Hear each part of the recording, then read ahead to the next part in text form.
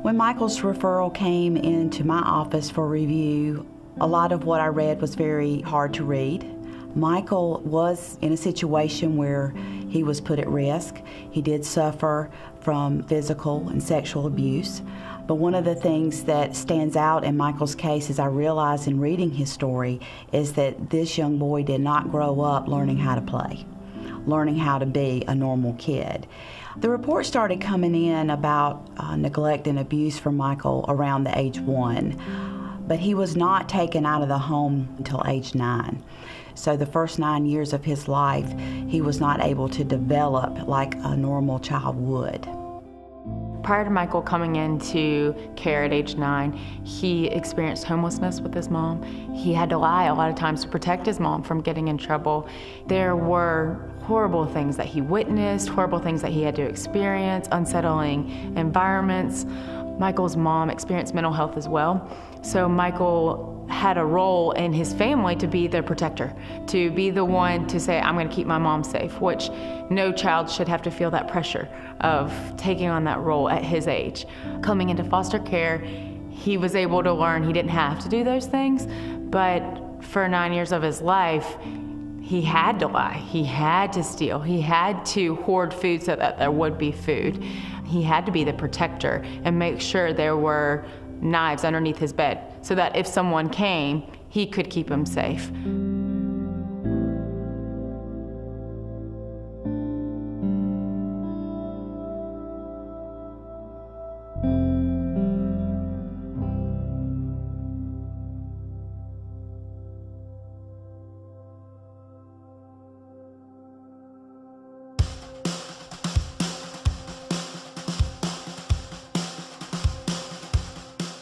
Wendy and Steve Hall presented themselves as a family that had put a lot of thought into sharing their home with another child.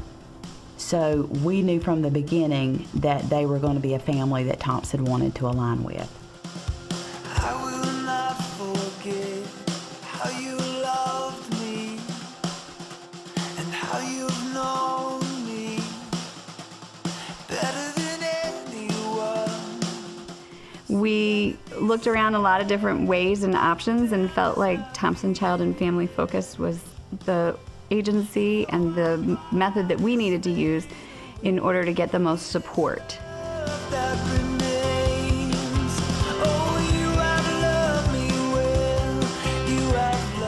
So as first-time foster parents, we had been trained and we had all the information. And so you're really sitting there saying, are we ready to do this as a family? Because we know it's going to be difficult. We know there's going to be challenges.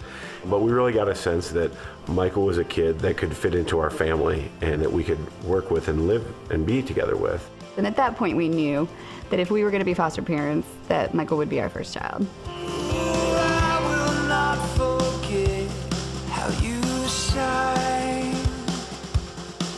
Like the sunrise. His fostering situation was so open-ended. Michael was legally free for adoption, but it's very, very difficult to find adoptive families for 12-year-olds and 12-year-olds who have come from such a difficult background and are displaying behaviors because of that.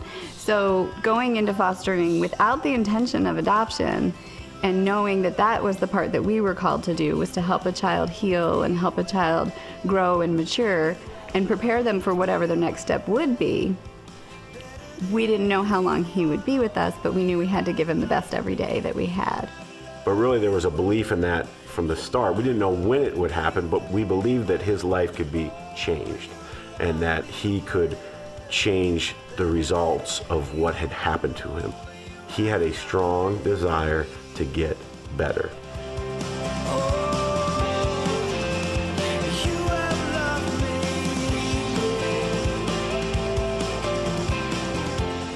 That's just a refreshing feeling to know what the Halls did for Michael and how they met him where he was at and pulled together as a unit, and each one of them individually provided that support and that encouragement. They never gave up on him.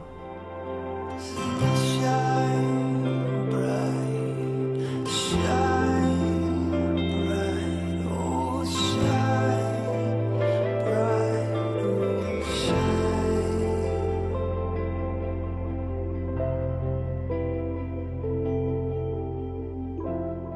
When I saw David's home study, I was completely overwhelmed because I sat there and I thought, oh my gosh, I want this man to be Michael's dad.